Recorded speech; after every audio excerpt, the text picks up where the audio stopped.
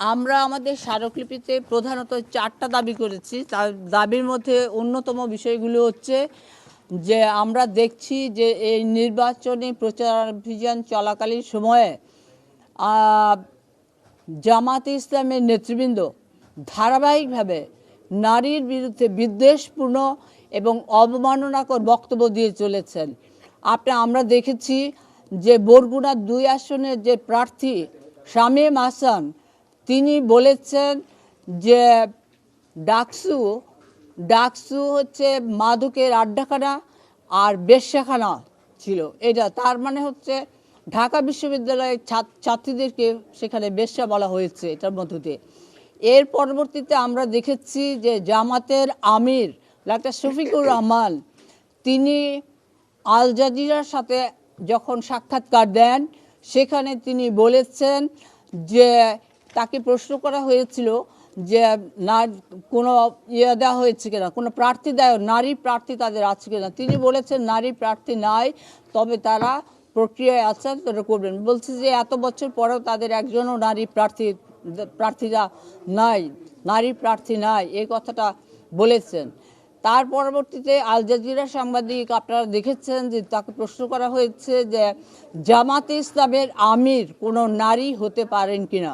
তিনি বলেছেন ইম্পসিবল, সেটা কোনোভাবেই সম্ভব না।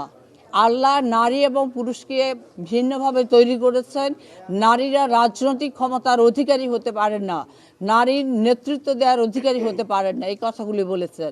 আর এর দুদিন পরে আপনারা দেখেছেন আরও দুঃখজনক ব্যাপার হচ্ছে, আমরা দেখলাম জামাত ইসলামের আমির, তিনি তার ব্যক্তিগত ভেরিফাইড যে এক্স অ্যাকাউন্ট, সেখানে তিনি বলেছেন যে নারীরা বাইরে যায়, বিভিন্ন কাজে যায়, বিভিন্ন পেশার সাথে যারা যায়, তাদের কাজটা সেটা পতিতাবৃত্তির সমান, মানে পতিতাবৃত্তি, সব অর্থটা হচ্ছে পতিতাবৃত্তি। সেগুলো তার মানে হচ্ছে যে কর্মজীবী নারীরা, যে শ্রমজীবী নারীরা, আমাদের কোটি আমাদের শ্রমজীবী নারী এবং আমাদের কর্মজীবী নারী, আমাদের পেশাজীবী নারীরা কাজ করছেন। আমাদের ছাত্রীরা যারা কলেজ ইউনিভার্সিটিতে যারা পড়াশোনা করছেন, তাদের সবাইকে কিন্তু আমি শব্দটা আর উচ্চারণ করছি না, ওই অশালীন কুৎসিতভাবেই কিন্তু তাদেরকে দেখা হচ্ছে, কুৎসিতভাবেই কিন্তু তাদেরকে অবমাননা করা হচ্ছে। এরকম একটা অবস্থা। এই কারণে আমরা মনে করি এটা হচ্ছে নির্বাচন কমিশনের যে আচরণবিধি, সেই নির্বাচন কমিশনের আচরণবিধির সুস্পষ্ট লঙ্ঘন। এবং সেই কারণে আমরা প্রধান নির্বাচন কমিশনারের কাছে স্মারকলিপি দিয়েছি, এই কারণেই যে যেন আজকে নির্বাচনের আচরণবিধি লঙ্ঘনের জন্য দায়ে এবং নির্বাচন কমিশনের আচরণবিধি লঙ্ঘনের অভিযোগে ডক্টর শফিকুর রহমানের প্রার্থিতা বাতিল করা হোক। এটা আমাদের একটা দাবি। আমাদের আরও দাবি হচ্ছে সমস্ত শ্রমজীবী এবং সমস্ত পেশাজীবী কর্মজীবী নারীদের কাছে ডক্টর শফিকুর রহমান প্রকাশ্যে ক্ষমা চাইতে হবে। আমাদের আরেকটা দাবি হচ্ছে ডক্টর শফিকুর রহমানকে দুঃখ প্রকাশ করতে হবে।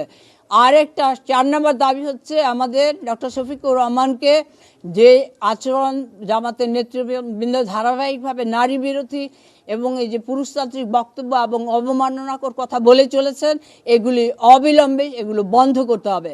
আমাদের এই 4 দফা দাবি আমরা জানিয়েছি।